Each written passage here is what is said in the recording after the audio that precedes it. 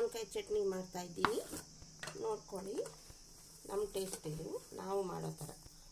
ಮಾವಿನಕಾಯಿ, ಈರುಳ್ಳಿ, ಬೆಳ್ಳುಳ್ಳಿ, ಒಣಮೆಣಸಿನ್ಕಾಯಿ, ಉಪ್ಪು ಹಾಕಿದ್ದೀನಿ,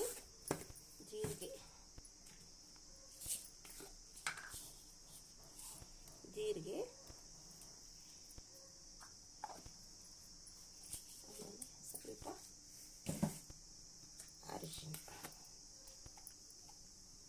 ಸ್ವಲ್ಪ ಅರಿಶಿನ ಸ್ವಲ್ಪ ಚಿಟಿಕೆ. ಇದನ್ನೆಲ್ಲ ಮಿಕ್ಸಿಗೆ ಹಾಕೋದು. ಇದೆಲ್ಲ ಸೇರಿ ಮಿಕ್ಸಿಗೆ ಹಾಕೋಣ. ಉಪ್ಪು, ಮೆಣಸಿನ್ಕಾಯಿ ರೆಡಿ. ಸೂಪರಾಗಿರುತ್ತೆ ಅನ್ನಕ್ಕೆ.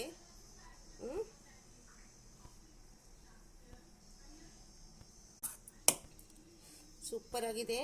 Thank you.